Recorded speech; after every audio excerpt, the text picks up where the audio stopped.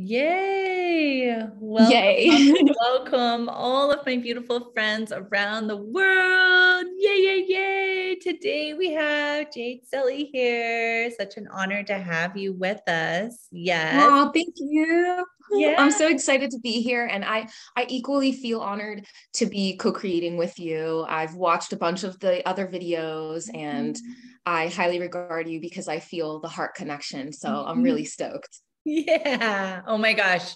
Yeah. There was like this like effervescent, bubbly energy that you could feel between our communication before we finally came on. And of course, in person, it's just the same. Yeah. So yeah, I just am so happy to have you here. So you are Miss Jade Celi of Jade Celi Healing, and you are a spiritual advisor. And you were just sharing how your journey of healing has really expanded, and it's just now even opened up into a whole other paradigm right now. So It has. It really has. Yeah, because and you're in New Zealand, and that to me is kind of like one of those vortex, like it's pure vortex. yeah, it's like a place It's like energy spot after energy spot. That's right. That's right. Yeah. Yeah. And having visited and lived in and out of those types of places, it's like everything just amplifies, and it's like speeded up, and whatever challenges or whatever it is that you're going through are just kind of like, yeah, magnified. And it really purifies and deeply cleanses and like helps bring you through like a portal. It's really amazing. It is. It is. This is so random, but what is on your necklace? Because I'm being so drawn to this. Oh my gosh. Yeah. It's made out of amethyst and turquoise. And no wonder, my two favorite crystals. Literally on your heart. So I've got rose quartz under here going on my heart, and I've got a little rainbow thing here. I saw the rainbow chakra. Yeah. I found out about this. One of my other side passions is sound healing, and just happened to be a sound healing conference. So they brought in people from around the world for like 3 days, and I just volunteered at it, which for me was actually even better than attending it, because then I got in and was talking to all the different healers, and they were sharing all their stories, which is what this group is all about, is everyone sharing their stories and they're loving their light and everyone being inspired by everything. And so, yeah. And someone was selling these like ridiculous little kind of like mandalas basically. And so, yeah.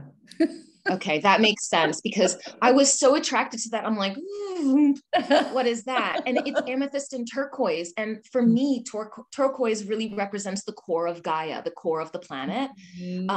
There's a lot of turquoise energy radiating from the core of the planet, and it, you know, is represented out through the coastal waters, and when the sky is really bright, and then amethyst is all that crown chakra connection to spirit. So of course I'm attracted to your pendant. It just makes sense. Yeah, it's just amazing. I mean, crystals is I have another love affair with crystals, and someone goes and I just remember there was this time when I was up in up in a northern part of India where you could go and literally pick out your own crystal, and then they have little workstations, and you sit there and you can like work with the metal and create pendants and rings. I mean, it was like I never wanted to leave. Wow. Ridiculous. Like I would be there for days. Yeah. I would be like, it's actually gives a newfound respect for people who do craft with jewelry and crystals, because there's a lot that actually goes into it. There's a lot of steps that you don't think about probably. And to make it actually look really beautiful and not have the rough edges, and have it like, you know, a lot of times it like flows like water and it looks very seamless, and the metal and the crystal will kind of become one. And that was challenging. When the job is done very well. Right. Exactly. So, yeah. Okay. So, oh my gosh, please share with us whatever it is that you're feeling called to share with us. How did you end up in New Zealand? We'll talk about that. Tell us a little bit about your journey, please. Okay, so I'm one of those really lucky people that was born in this lifetime knowing that I'm a shaman.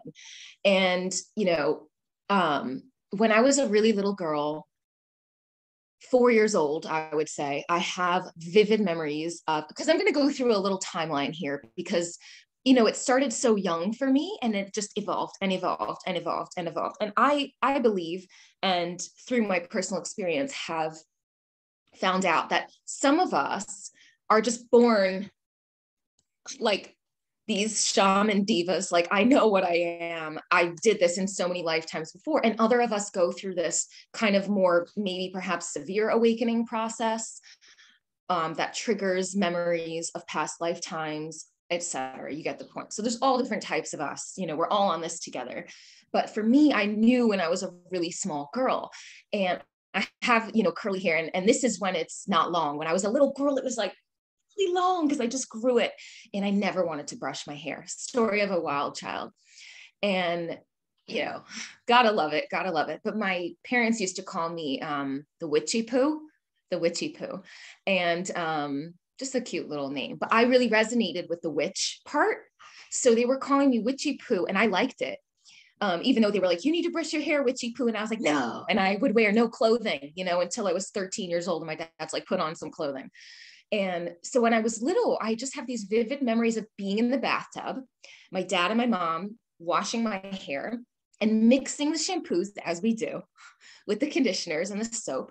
And my dad being like, what are you going to be when you get older? Are you going to be a princess? Are you going to be a queen? And I'm like, no, I'm going to be a witch doctor, Daddy. I'm going to be a witch doctor. And then he's like, no. And I'm getting the chills telling this story because somebody else out there listening probably needs to hear this.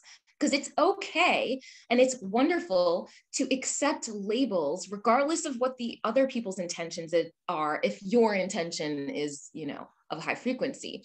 And I was calling witch doctor a really good thing, like a medicine woman, you know, but I'm 4 years old. I don't even know what a medicine woman is. I'm just sitting there mixing my potions with my bubbles. So yeah, so it started off really, really young. I consciously knew that I was a witch doctor. Then growing up, in my small childhood, I always had really, really, really vivid dreams, insanely vivid dreams. I even woke up I had to Google it when I got a lot older. I even woke up speaking different languages. And I was born in America, Florida, Jewish white girl, you know, I mean, I'm not technically white. I mean, nobody's technically anything. So I'm not going to limit myself to that because I'm very mixed in reality. And I'm an alien. Woo! But the reality of it was, yeah, I had these crazy vivid dreams and they've always really guided me. I woke up speaking different languages and one of them was Afrikaans. And as I got older, I looked it up and it's this actual, there's a term for it. It's called Xenoglossy with an X, Xenoglossy. And it's when you wake up or you go into a trance and you're speaking a different language that you're not consciously aware of, but that your subconscious is aware of. And for me, it was a past life memory because when I translated the words that I had woken up chanting, it was a witch doctor chanting things. And it was quite dark in the dream. And that was when I was 12. But I had a lot of spiritual experiences just like that growing up, where it was all clues and triggers into these past lives. I was also really nerdy and I'm still really nerdy and I love nerds. So I went to science camp. And I was like, Mom, yeah, science camp, send me to science camp, you know, when you're little and you just, you know, the kids always want to ask the parents, like, send me to this camp or send, and I was like, science camp, also art camp, shout out.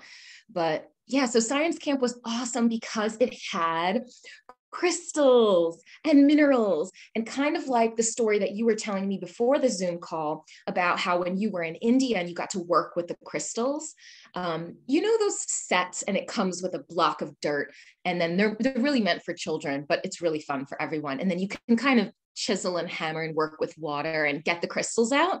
Well, we were doing this faux mining in science camp and I loved it. I loved it. And amethyst was, as well, my parents, and I don't know if you remember this is an American store. It was called the Nature Company. Do you remember the Nature Company? Of course you do. So that was my favorite store growing up. And not only that, but I had my grandfather, my mom giving me crystals. So from when I was this little witchy poo, 4 years old witch doctor wannabe, I actually not wannabe. I already was one, right? You know, I just didn't know how to do things yet. So yeah, I just was given all these crystals. And by the time I was in science camp and I did the little digging thing, I had a nice little box organized with the different sections and saying the labels of lodestone, and this comes from Tasmania, or amethyst from Uruguay. And I prized it so much. So then as I got older, I started working with pendulums. Yay, pendulums. So this is a necklace that I made because I make jewelry, and they double as pendulums. We got to have our pendulums, right, sis? I mean, yeah. We use them all the time. They're good for everything, but I can get into that a bit later.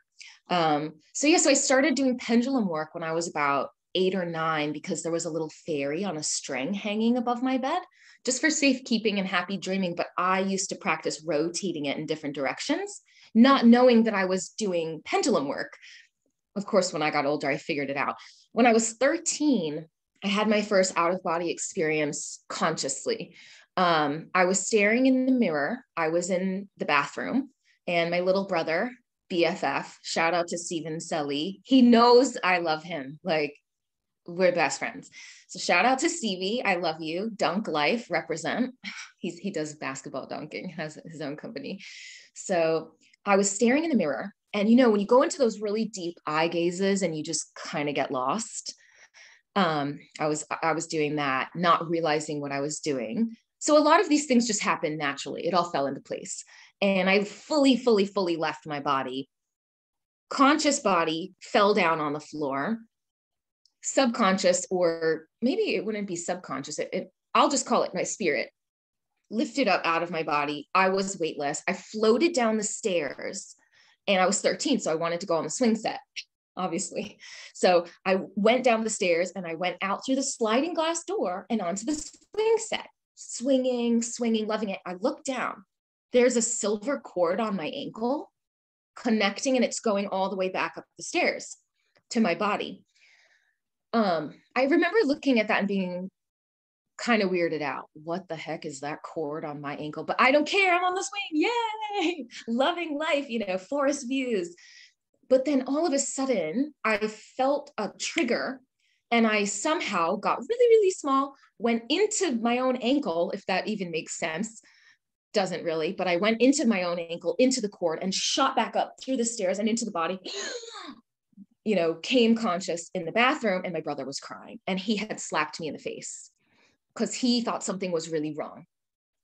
Love you, Steven. You're the best. Spirit angel, guide, best friend, brother. So he had slapped me in the face thinking I was hurt, and it had triggered me to come back. I said, Steven, I was on the swing. He's like, uh-oh, she lost it. He's only 9 years old at this point. He's like, uh-oh, she's lost it now. She must have hit her head. And I'm like, no, Steven, I was on the swing. And I swear on everything. A lot of my stories sound unbelievable, but they're all real. And I would never lie, because I believe in honesty above everything. It's one of my core values. But I said, Steven, I floated down the stairs. We go down the stairs. I'm running down the stairs. He's running after me. And the sliding glass door is open, physically open. And the swing is moving. And I'm getting the chills even just telling it. And then I called my grandma about a week later. And I'm like, Grandma, something really weird happened. Nobody's going to believe me. They're going to think I'm crazy. I told her what happened. And when I said that I left my body, I didn't use that phrase because I was too young to even know that phrase. I said I floated down the stairs and I was outside, but my body was upstairs. And she said, was there a cord, a silver cord? And I said, yeah, Grandma, there was a silver cord. She said, did it attach to your body? I said, yeah, it was attached to my body. And she said, oh, you just had your first out of body experience. Congratulations. I'm like, what? Grandma knows all. Shout out to Grandma Sonia Joy. Love her as well. So I was having all these crazy experiences just growing up and, working with pendulum. And then, do you know those arrowhead shapes, usually made out of obsidian or clay, right? Native American style, or even like Inuit style. I had a Native American Indian arrowhead, and it was obsidian, which I very strongly connected with. And it was given to me by my grandfather, one of the gifts from my grandfather. And when I was 13 and I was about bigger now, I went to a sleepaway camp. And at sleepaway camp, when everybody was playing soccer, I didn't really like soccer. I'm a swimmer. I'm a dolphin type, mermaid type. I like being in the water. If I'm sweating, I don't even really feel it. Soccer is very, I'm sweating so much. Not, now I'm into it now, but I don't play it, but I would enjoy it, is what I mean. But then I didn't care for, sweating and knowing about that. So I chose to sit out, and I would play with my crystals. Sunny day, North Carolina, sleepaway camp. And I'm sitting there playing with my Indian arrowhead, and I'm collecting the clouds, and I'm bundling them up all into one thing. And I'm just intuitive, and I'm swirling them around, and I'm inverting the crystal and going, bang. I wanted it to lightning. 5 minutes later, you literally see the sky getting really gray, really dark, tumultuous, friction, thunder, and lightning. And then soccer was canceled. And I was like, yay, I did it.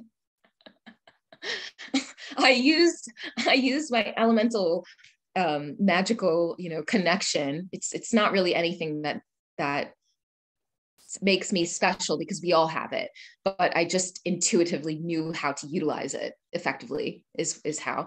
But then it was interesting, because when I was 26 years old, however many years ago that was, I ended up Googling, how does a shaman make a rainstorm? Mind blown, obsidian arrowhead. So it was the same. It was just, these are clearly past life things coming through me. And at camp, I got really rejected because they had seen me do it. And they were like, you're a witch, you're a witch, you're a witch. And I always thought witch was a really good thing. But they're all yelling and screaming at me, you're a witch. And they all wanted to segregate and separate from me because I had done elemental magic. But elemental magic is the most fundamental kind of magic on the planet, because that's how we make the rain for the crops. That's how we communicate with the planet. Wind is communication, and fire is our burning passion, and water is our emotions. And it's a beautiful connection. And somebody needed to hear that, because somebody else was definitely ousted for being a witch, whether that was you, Carrie. I'm sure it probably happened to you as well, but it probably happened to a lot of people listening to this right now. But just to let you know, you're not alone. We've all been through it. So yeah, it started off really young. That was all the fun stuff. The not so fun stuff came when I hit 17, getting my first period and being diagnosed with a really painful autoimmune disease. That was chronic, couldn't walk, bleeding for weeks at a time. Endometriosis, very common, very, very common. Becoming increasingly more common. And I find a lot of people that used to be attracted to me had it. And I used to tell them how I healed mine, because I literally healed it. You have ultrasounds to prove it through a variety of things. But the first thing I turned to was crystals, because I had a whole crystal collection from my grandpa, from my mom. I had worked with them. I had done magical fun things with them, and I love them, and I sleep with them, and I wear them, and crystals are the best. Crystals are just our friends, our allies. And yeah, I could talk about crystals all day. So yeah, that's how it really, really got started, the shamanic work, the deep shamanic work. And I realized that, this is all sacral chakra type of stuff, the endo. But in reality, I find it best to always start with the root. Because if the root is really damaged or absent or blocked, then what good is it going to be to heal the sacral if you have nothing to anchor down those new frequencies and to release, to be transmuted those old frequencies? So I just did root chakra work for 9 months. I read about 20 something books. I was documenting all my dreams and interpreting them. And then I started doing pendulum. I created, not a Ouija board, I don't know what to call it, a template. I created a template. I drew a circle with about 26 segments for the alphabet, but then a smiley face and a unhappy face, And I started working with pendulum, and then I ran into a lot of problems being connecting with low vibrational entities that wanted to come into my pendulum as a vessel, or come into my body as me channeling and not knowing the boundaries yet, because I didn't have any guides. I didn't have any teachers.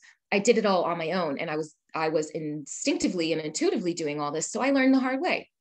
as most of us humans do, again, right? So all the better to, you know, be a teacher, right? So yeah, I started practicing laying of stones on myself, just very simple 7 stones. I don't have any examples here with me, but, you know, stones that are pretty flat. This is an orange selenite. It looks pretty. Oh no, this is a peach selenite. This is my orange selenite. I love selenite. Selenite's the best. But I'll probably say it's the best about every crystal. Oh, it's the best. So I started doing a laying of stones on myself. And then I started doing it on other people once I felt like I was in a secure place and I was coming from a healed point of view, no longer chronically in pain. I could walk. You know, I would wear crystals on my little pouch, even to school. People are like, what is that girl doing? She looks weird. Again, more negative reinforcement that I didn't accept at that time, because by then I was comfortable in my witchiness and my shamanness. But it really, really just grew and grew and grew. I started doing laying of stones on other people and smudging other people and connecting with their spirit guides. And then I realized, oh, I'm a medium. I thought it was normal. I thought we could all, you know, communicate with dead people and spirits and plant spirits and all of that. But then they're telling me they've never experienced it before, because it started off with just my best friends. So yeah, that's pretty much the journey. It ended up getting really dark, excessively dark, like suicidal thoughts dark, and spirit pretty much was not having it. Nope, nope. Nope, you've got a lot to do. You've got a lot to do. The only reason it became really, really dark is because I wasn't being a shaman.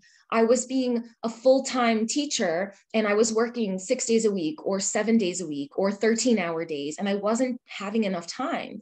I was always making time for meditation. So let's put that out there. I was always, even if I had to wake up at 4:30 in the morning, I was always doing an hour and a half meditation in the day, morning, and an hour and a half meditation at night. And I was doing a chakra balance day and a chakra balance night. So I was becoming more and more cleared out. But when I began overworking and overworking and overworking, that's when things got really dark, because the balance of the mind, body, soul was not fully up to par. Let's just call it. It was very much body, body, body, work yourself to the bone. A little bit of mind by reading books every now and then, but it was work, which is, you know, quite typical. It happens to a lot of Americans, I feel, because I've been living abroad for about 5 years now, or 6 or something. And it seems to be very common in America, or westernized cultures. It depends where you go, though. I mean, go to the Netherlands and it's another story, right? But, well, it depends who you meet, actually. Every situation is different. So take it as it resonates. But for me, it was, you know, it was the American thing of working 2 jobs and saving up the money and that hustle mentality. So it got really dark. That's when it switched and got really light. And it was like, wow, you know what? I'm a crystal healer. I'm not going to limit myself. And because my family told me I couldn't do that, and my friends told me, you can't do that, or I was classified as weird or a witch or any of these things, I refused to fall into that trap any longer. I had a girlfriend, Lexi, call me, girl, how you doing, girl? Girl, lots of girls in the conversation. Girl, I am not feeling good. I am not feeling lit. I am feeling dull and dim. She's like, wow, I can sense it by your voice. What's wrong? I said, you know, my whole life I wanted to be a healer, a spiritual healer, a crystal healer. And I'm just sitting here being a lifeguard and a swimming teacher my whole life, and going to be a paramedic and it just doesn't, yeah, the money's good. And yeah, I could get the house I want, but it's really not resonating anymore. She said, girl, go for your dreams. Go for your dreams. If anyone can do it, you can do it. And I just remember that wisdom and that advice. My dream was always to go to Japan. I always wanted to go to Japan. I had a long list, still do, of all these countries I want to go to. And a couple of them had stars on them, which meant I wanted to live there for a year or 2 and not just travel through.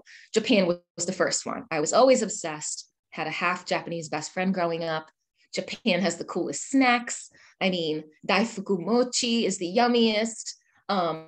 Harajuku style, Gwen Stefani used to incorporate that, and that I liked her. I liked the Harajuku style, the fashion. The culture was very demure and modest and respectful. The sites, and best part, shrines everywhere.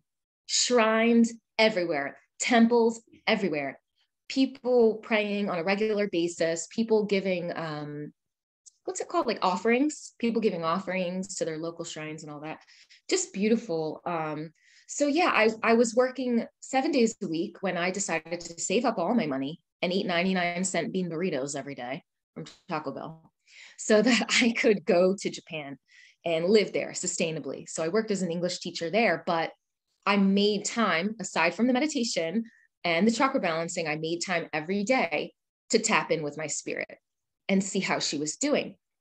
And I got really, like, before I moved to Japan, this was in 2015, before I moved to Japan, and then I'll end my story and we can have a chat, but my story, I feel like a lot of people are interested in it because it's so in depth. A lot of people ask me about it, so I'm very happy to share about it, as you can tell. Chatty Cathy. So I always blame it on my parents being from New York, but really it's just me, and I take ownership for being a Chatty Cathy. So pretty much in 2015, when I was going to Japan, I noticed that I had a new spirit addition to my team, and it was a fox, a really cute little fox. But this fox had been separated from its mother, and its mother was in Japan. So this is when I started working full-time as a shaman, not as for a career, not for money, but fully allowing myself to be who I knew I was. And I pretty much followed this spirit. It was of the highest good. It wasn't a dark spirit, of course. I'm not going to sit there and follow a dark spirit around halfway across the globe. But yeah, I followed this spirit to Japan. And of course, it was a fractal of myself. I ended up being able to reunite it with its mother. And that's how it really got started full blown. I met a guy there who was a crystal wire wrapper, a beautiful artist, beautiful soul, raven energy, dragon energy. And he was like, well, why don't you're already here, following spirit and doing your thing and doing your shamanic thing. Why don't you save up money now to transition your career? And I thought, wow, nobody's ever supported me mentally or emotionally in that way before, aside from Lexi. And yeah, I went for it. I saved up all my money once again. I wasn't eating 99-cent bean burritos anymore, so that was good. I was a lot healthier this time around. I was eating fish at the time. Japan had really nice, delicious fish.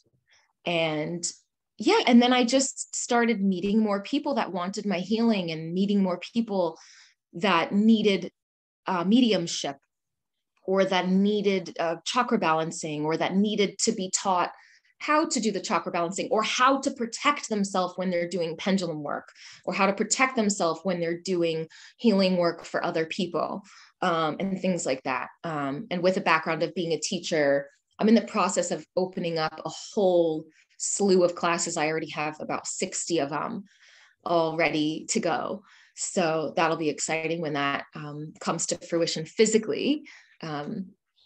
But yeah, so it's just been this journey. And once I started following the fox led me to another country where it evolved into a snake. And then I was in Burma, and I would really see it in real life. I would have Burmese pythons coming up to me and people photographing me. Who is this weird girl with these snakes coming to her? They thought I was Harry Potter, maybe. I don't know. But I really connected with Harry Potter and the whole parcel tongue thing, because snakes, kundalini, life force energy, they really do come to me. And I was giving them Reiki. So they needed Reiki because in Burma, the snakes are revered as incarnates of Buddha or Vishnu or whoever it may be, the totem, right? And they're highly, highly venerated. But because of that, people touch them a lot. And they don't really want to be touched a lot. So they end up taking on all these people's energy, especially in the head. They're getting touched from the head all the way down the body. And so the snakes would just come to me and give me their head.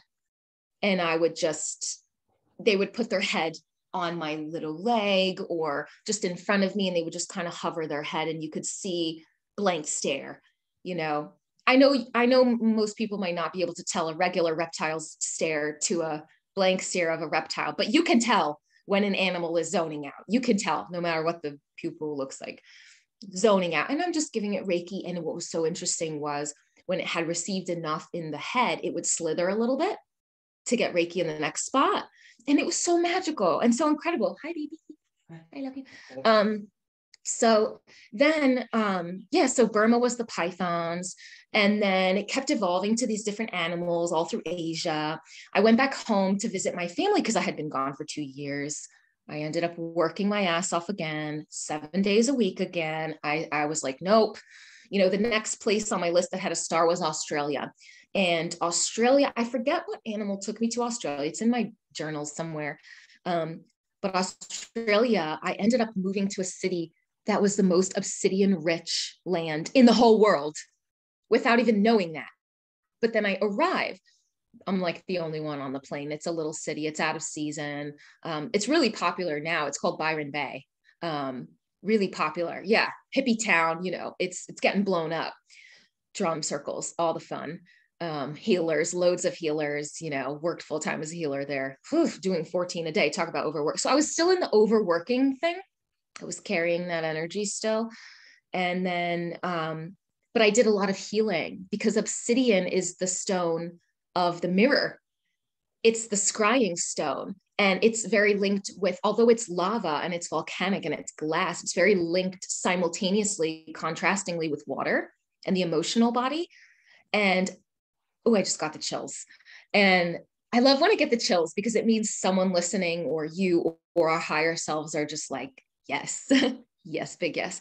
Yeah, but it was harsh. Talk about a harsh energy vortex to be living in. Obsidian will take no shit because it will literally just mirror back to you your darkest aspects to be transmuted.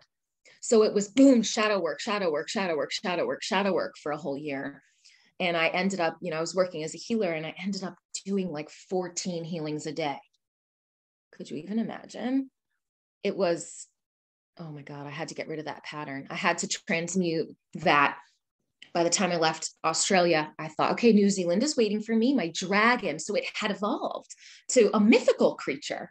And I consider the dragon the higher self, or an aspect of the higher self. And it was the first time that I had seen my dragon. It was so interesting.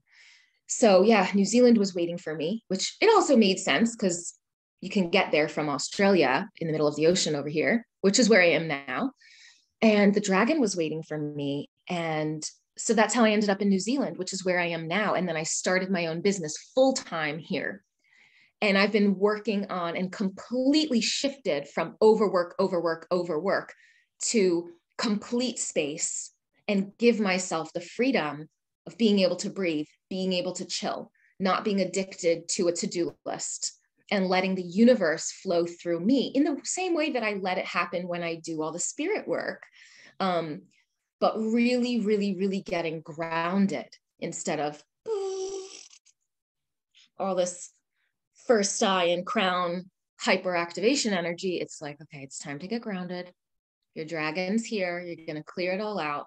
And yep. So now I transitioned my whole job to be a spiritual advisor. I still do healing, but because I've been a healer for so long, not so long, I mean, technically so long because multiple lifetimes, but in this lifetime, I mean, just over a decade, 13 or something years, simultaneously for money being a teacher, I said, you know what? It's time I'm a spiritual advisor. I don't need to be using my psychic abilities and draining myself nonstop, because even with boundaries and even with shielding and grounding and centering and clearing and clarifying and all the things, when you're doing so much energy work for other people, especially the really deep stuff that I was doing, like DNA alteration or lineage clearing or land clearing, these intense things, it's taken a lot out of your human because it's so high vibrational. Your human body's like, my frequency is not that high. I need to sleep for 18 hours. Eat a chocolate bar. eat a large popcorn. So love large popcorn still, you know, forever. But now I really honor where my journey has taken me now. And it's spiritual advisor for the win. So I still do healing stuff, but I only do healing stuff that heals myself as I heal them. Like quantum healing. I don't go in and do exorcisms or entity removals for people anymore. I'm not repairing their chakras for them. I'm teaching people how to do it themselves. So it just makes so much sense anyway, because all my clients were healers anyway. So no more doing your dirty work. We're all stepping up. And that's pretty much where the story ends. It was probably an hour long. Thanks for listening. Amen. Yeah. So now I'm in New Zealand. I love you so much. You're just amazing. Yay. I told you I was chatty, not gonna lie. No, it's perfect. That was absolutely incredible. Yeah. Thank you so much for sharing this amazing journey. And yay. I just think there were so many little bits of that reminded me, like, I had to sit and reflect, like, what was it like for me as a child when I was like connecting with different aspects of myself that maybe were shut down, that I wasn't totally in tune with. And I remember, like, my uncle gave me like huge boxes of like crystals that had like a cap on them, so you could string them on a necklace, you know. Beautiful. Like, yeah, I do. Kind of echoing stories, echoing a little bit of what your experience was like. And it's just so interesting the way that we get led through life, and if we're allowing ourselves to be guided. And your beautiful share about all the different animals guiding you around the world. Yeah. And also I've lived around the world and traveled around the world, many, many places. And that would be so cool for me to sit and think about who was guiding me into those different places. Yes. You know? And I would love for you to text me about that or video chat me about that, because the animals are versions of ourselves. Yeah, sure. Mm-hmm. Yeah. And absolutely. They just connect us to the land, and, you know, and when I mean land, I mean Mother Earth, but I also mean Father Sky. I mean the cosmos as well. Yeah. So yeah, it'd be so interesting to hear about that. Yeah. And I just also really appreciate your share of just allowing yourself to be led, and not necessarily knowing, like, maybe you have the destination, but not necessarily knowing like what's going to happen once you get to that destination. Right. Yeah. That was big. Yeah. I mean, I was doing my yoga teacher training up in India, and I picked up this, one of the thickest books I've ever read. And it was by this woman, Anna Dea Judith, and it was all about chakras.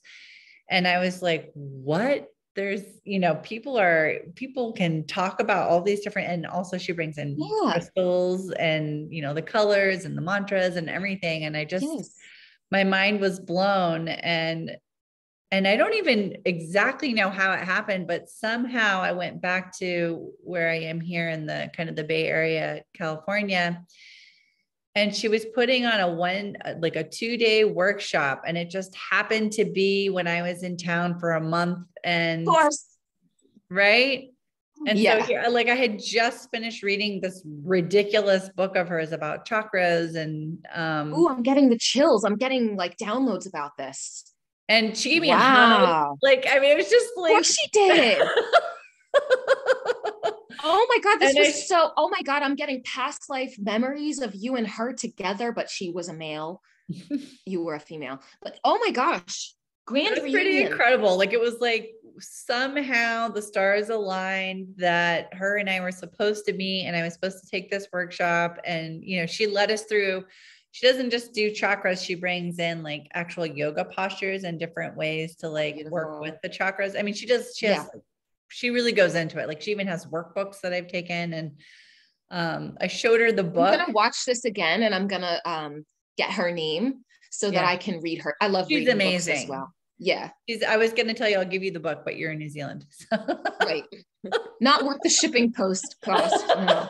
It'll be like $70 to ship it to me, I swear. Oh my gosh. And this was so interesting. So one of my really good friends who lives over by Byron Bay just had her second kiddo. And so I went, and of course I bought crystals for the new baby and her, and, Oh, yes. and went to go mail them, and they're not receiving mail right now. Oh, well, border. Okay. Not meant to be, not meant to be. But the thing is, like, you can always, the thing I always like to remind people about crystals is you can always send the essence or call upon the essence of the crystal.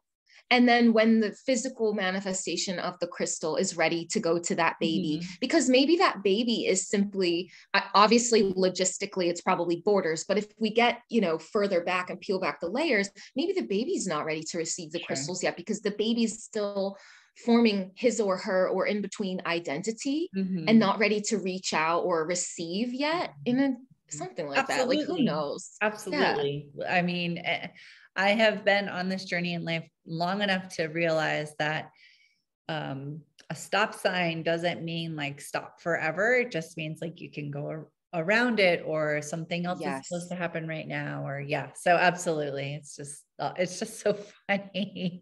It was funny because you're like, what's going on? I know. I just didn't know that countries aren't receiving mail. I looked at her and legitimately, we're not receiving mail. Okay. All right. So. Yeah. We weren't receiving mail for ages. I ordered something.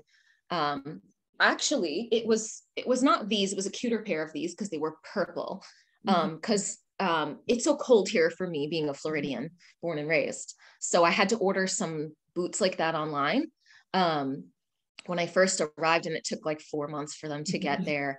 Lots of lessons of patience and introspection going on during COVID times. Jeez Louise, yeah, that was right? that must have been an interesting place to be in during that time, because it was locked off, sealed up.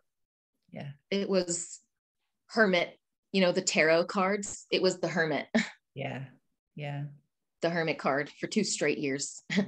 In a good way, though, really good way. I got to clear my mental health, my emotional health. I got to really tune in and be like, you know what? I don't want to be this working person anymore. I'm ready to level up my business. And and it's been really great. And now my inner child is really simultaneous coexisting with myself. I'm just forever an inner child. Because I'm just such that sea otter type, dolphin type, that when I meet people, I always say, hey, what colors do you love right now? Or, hey, what animals do you love right now? And I always connect with people in that way, because it's such an easy thing. And some adults just really overthink, like, I love all animals. And it's like, okay, scientist, we all love all animals. Well, hopefully we do. But I mean, what are you feeling like? What are you connecting with? You know what I mean? It's like, just chill out. Like, it's this whole spiritual journey, but it's really an unwinding and a letting go of all of the everything, so that we can remember to play and laugh and breathe and smile. And the more we play and laugh and breathe and smile, the more it's easy for us to be led instead of controlling. Yeah. And that's a big thing. So music is the best. Dancing is the best. Crystals are the best. Playing in the ocean, doing whatever you love, painting, interior decorating or design, like even the way your room is set up really cool like that, like even that brings bliss. And then you're channeling that bliss, and then you just going with the flow. And it's so huge to get to the point in your life where you're like, this is what I'm worth, and I'm setting boundaries. And I'm not, oh my gosh, everything. Yeah. And it took me so long. Decades. But, now that I'm here, it's still a work in progress, of course. But now that I'm here,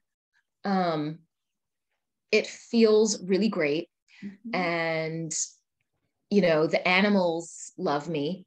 And, it's really great because I'll go out in nature and the birds will just start circling around me, or a swarm of dragonflies. I was in Cambodia, and my girlfriend had a boat that she was turning into a bar. Super cool, of course, the coolest. And my girlfriend Victoria, and she is from Texas, actually, living in Cambodia at the time. And she had this boat on land. And then she asked me to join her and help her do some sanding and stuff. And I arrived in the field and all the dragonflies just came. Hundreds. It must have been mating season or something. And she puts her sander down on the floor, lifts up. It's funny because she's this tiny little, like 4'10" or something, little tiny little blonde girl. And she was holding this big like power saw with the, you know what I mean? Drops the power saw, lifts the glasses. You see her blonde hair poking out. And she's like, what is going on with you? I'm like, oh, I just got out of meditation. She's like, what the heck was your meditation? I'm like, oh, it wasn't anything. It was just connecting with my breath and getting centered, and it was clearing my mind. So now I'm really clear. So now all the insects are attracting. Because the insects and the birds and the fish, I've noticed, it's like the above and the below. They will come to you. Of course, cats and more psychic animals, but I really notice, you know how if there's a light, the insects will just go to it, or if there's a smell, the insects will go to it, or a vibration, the insects will go to it, and the birds are kind of like that. So I really noticed in my whole journey, it's been heavily based on crystals and spirit, but it's a lot linked with animals, and paying attention to the animals and connecting with the animals seems to be a really predominant theme for me. That's beautiful. I love it. Do you have any pets? Yeah. I was just thinking about, we rescued, so we have a dog and his name is Falcor, the luck dragon from the Neverending Story. He literally looks like him. Yeah. Oh, I can get it now. Like I see the visuals. He's amazing. Yeah. And then we did. Seems like an old soul. Yeah, he is. He's so amazing. He's really great with kids, which was amazing because we've got 2 little kids that are. Yeah, I see your stories. Still learning. Yeah. Yep. And then we rescued 2 feral cats. There's this program called the Barn Cats where you rescue feral cats and then they kind of live in your garage or outdoor. Right. The idea that they can never be tamed. Really tamed. Yeah. But of course we brought one of them into our house and she loves living with us and snuggles. She loves it. Yeah. So I was just thinking when you're talking about cats and being psychic, she just always comes to me. Oh, special. Yeah, she's special. Really special. Cats are wise. Yeah. And it's that cat. Okay. The thing with cats, I haven't had a cat since I was a child, like really, or I guess since I was in my 20s. So more than half my life. So it's been a year. Yeah. It's been a year. It's been a minute, whatever you want to call it. Yeah. So we, on this property here, it was so funny because I was doing some channeling work about a couple weeks before we ended up getting this property for rent. And Spirit was saying, which is really just my higher self, and I started off with pendulum but then through pendulum, and then clearing out myself and just hang on, let me just adjust. I don't know if it'll make a difference, but from doing so much pendulum work and channeling Spirit, I moved up to automatic writing. And I started doing a lot of automatic writing and getting channeled messages that way. And then after automatic writing, because every day I was still doing chakra balances, meditation morning and night, and all of these different kind of things. It just evolved. I know this is distracting, but my lighting is falling over. It just evolved to being able to channel clairaudiently, so crisp and clearly that I didn't require anything external anymore. So that's how I do channeling now. I literally just hear it, but it used to come through in code.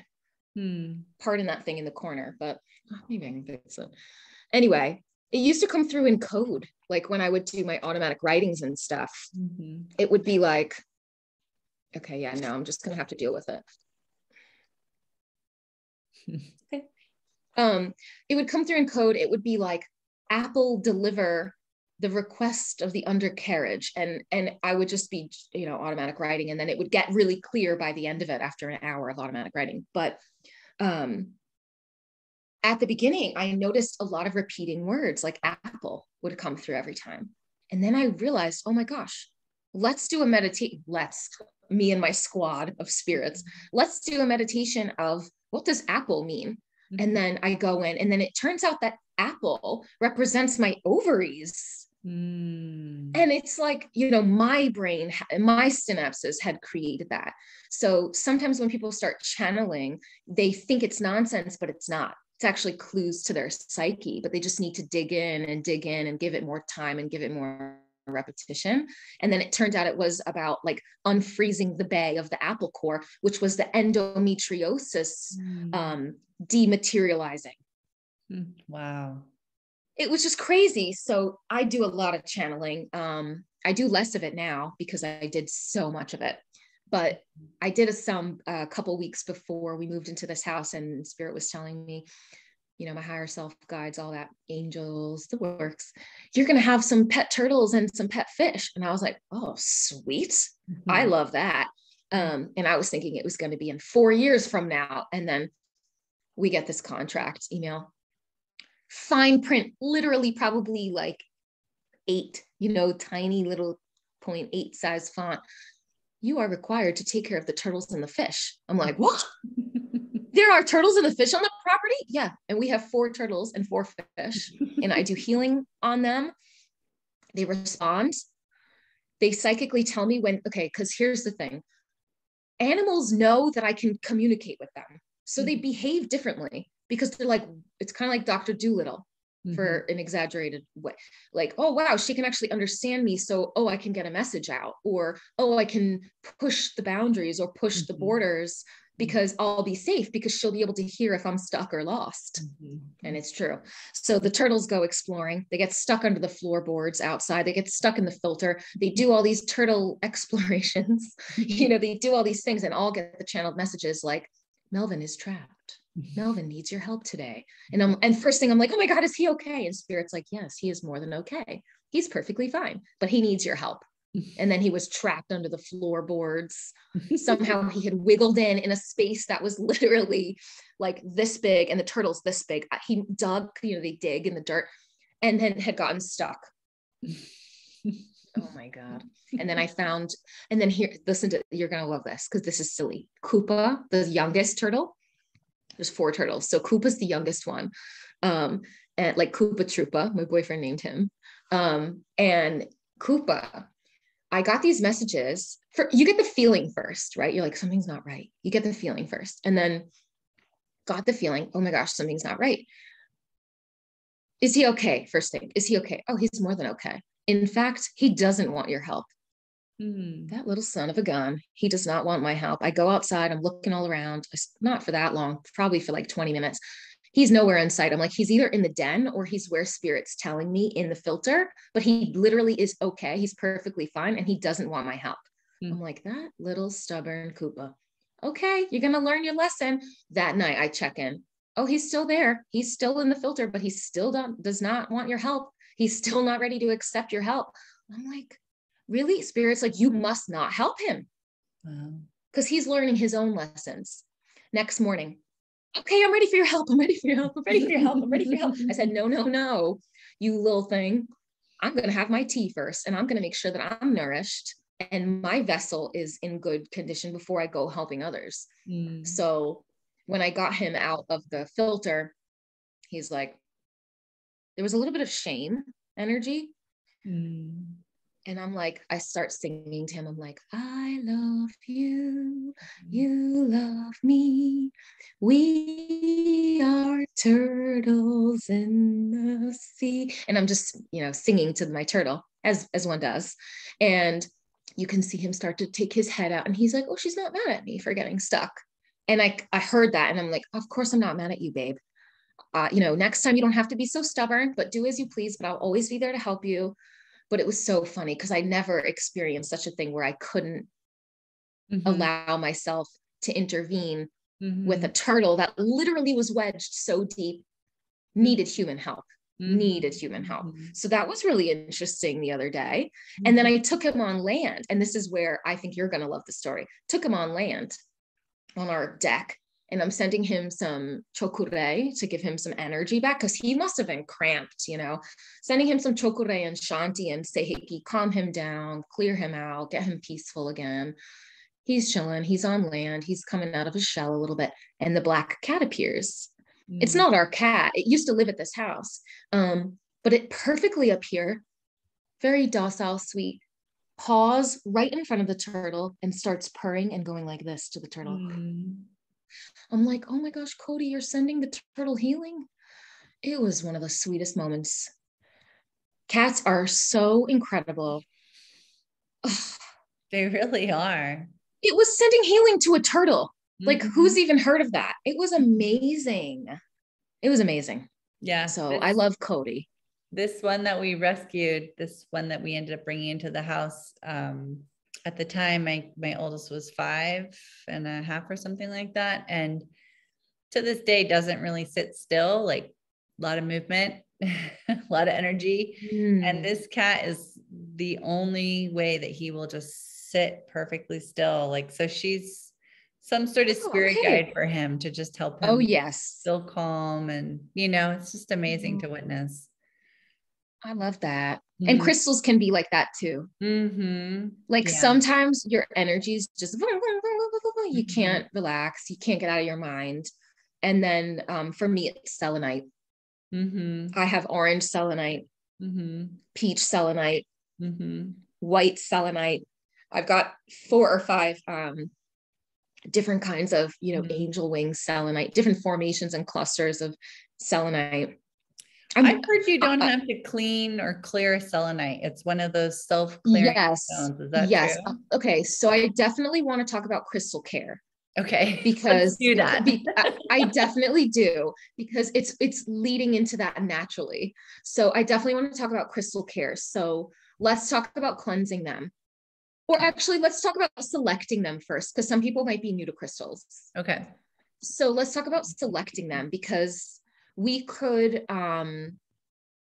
select them because they look really pretty and be attracted in that way, or we could get them as a gift, or we could select them because we Google, you know, which ones are good for us, or we could select them just intuitively. We go to a shop and we see which ones are really vibing with us. There's so many ways that we could select them, but sometimes I like to remind people that it's good to actually select crystals that we normally wouldn't pick or be naturally attracted to, because that's where our shadow aspects are that we can release so that we can transmute and grow. So, you know, we're very most commonly as a human population, very drawn to amethyst, rose quartz, you know, selenite, turquoise, what are some other ones? Diamond, emerald, ruby, sapphire, etc. You know, but we're not so much drawn to bloodstone or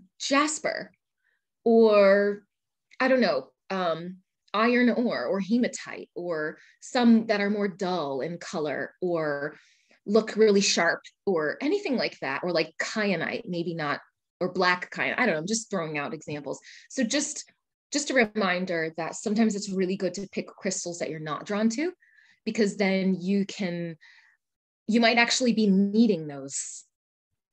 And that's why you're being repelled, because there's an aspect of yourself that you're repelling that you haven't integrated and done enough self-love on. So just, you know, I got to stand up for my crystal fam. So I just wanted to put that out there in case anybody only chooses the ones that they're really attracted to, because that's really common. But yeah, in regards to cleansing them, you're definitely right. Selenite cleanses itself, which is another reason why it's the best. It cleanses itself. It is water soluble, so please no running water around it, or don't bring it into a sweat lodge. It'll literally deteriorate. And a lot of crystals that end in ITE are generally water soluble, like danburite, lepidolite. You get the point. We get the point. So yeah, so crystal care, so cleansing them, you can use selenite. You can just have it next to a selenite, or you can get a wand or a selenite lamp or little things like this. And you can literally, this is lapis lazuli. You could if I just did a lot of work with this, right, this big wand, if I just did someone's whole body healing, I will literally take a big selenite rod, and place it on top. And in my mind, just say cleanse, because you have to set the intention as well. Otherwise, it'll naturally occur, but not to the same extent. But you could literally just take a little one, and, counterclockwise is really, really productive for releasing, like the unwinding. Whereas it's the same in massage, actually, like when they're taking out people's knots, and then when they're putting in good energy, they're doing the clockwise motion. So you could just, I'm cleansing you. I'm cleansing you. And sometimes you can actually feel the weight change. For those who are less energetically sensitive, use your gut and use your intuition for when it feels cleansed, or just leave it surrounded by, or leave it. You can even do like this, a little tapping, or leave it next to it and say, okay, you cleanse my lapis baby overnight, please, and give them a job. Crystals actually enjoy having tasks because they're here to help us. Their spirits, their essence, are considerably that more wise than that of humankind. Not to be rude. I'm a human, and I appreciate humanity, and I literally incarnate repeatedly because I love humanity and the planet that much. But crystals are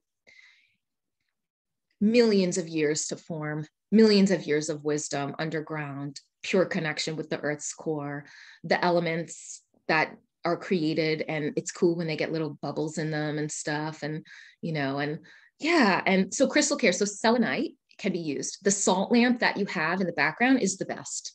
Salt lamps are literally the best with their, I think it's called, what's it called? Negative ions. They release negative ions, which cleanse the atmosphere, cleanse the room. You can put your crystals around them. How else can you clear? Okay, so the ones that are not water soluble, you can clear and cleanse them with running water. Natural water is the best, but you can also take a little dish of salt and just leave it in the salt. But again, because salt retains moisture, please only do the salt dish one for extended periods of time, like more than a minute or 3 minutes, for ones that are not water soluble. And then here's the one that I love teaching people about, the breath, because most people don't know that you can clear anything with the breath, especially the exhale. So let's say ocean kyanite represent. Let's say I just use this ocean kyanite on a healing for myself or somebody or a cat, because we put crystals around the cat and we let the cat choose. It's so amazing. So let's say I did something with this. I will just breathe.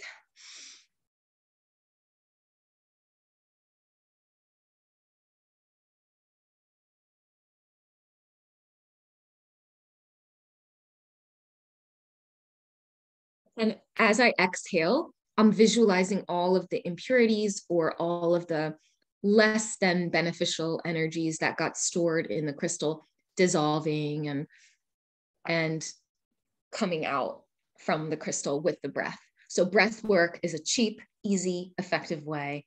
And it's really good when combined with the visualization.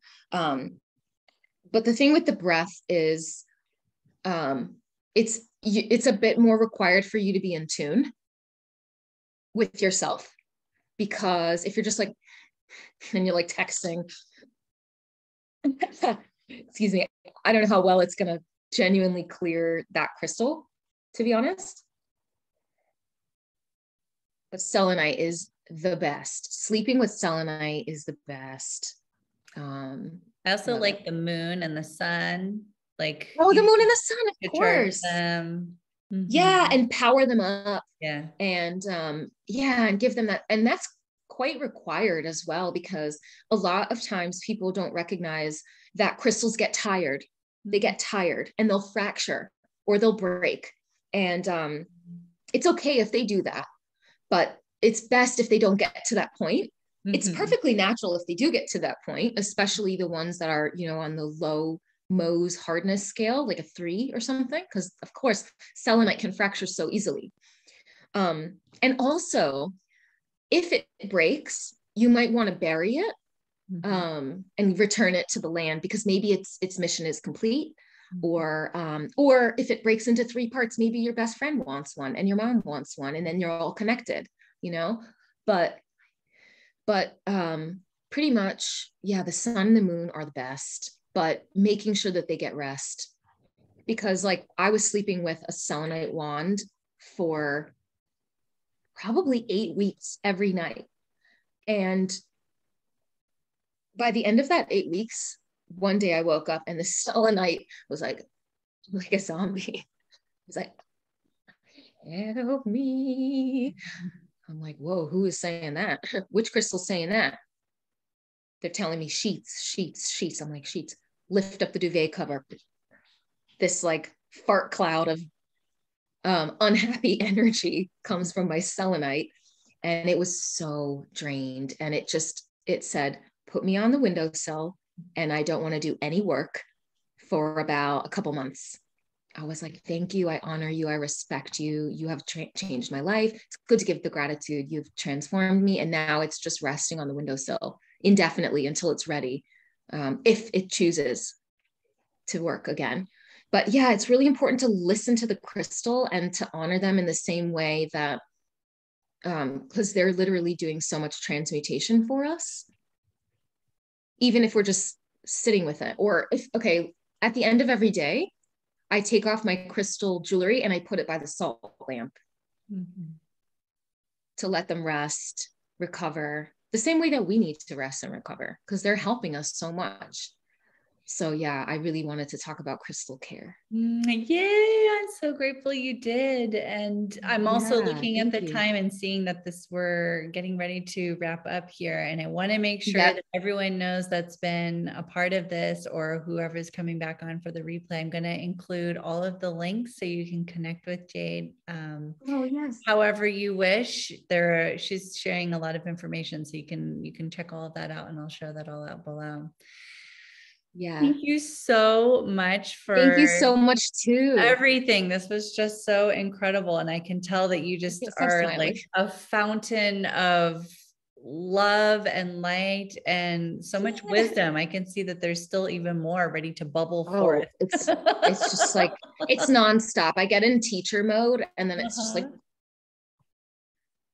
yeah. So thank you so much for patience with me and allowing me to share. I really wanted to share. I was so excited. I was waiting all week for this moment. Yay. And it really invigorated me because I love talking about crystals and animals. It lights me up. And thank you for having me and co-creating with me. And for everyone that's watching, thank you for co-creating with us. And definitely send me a DM.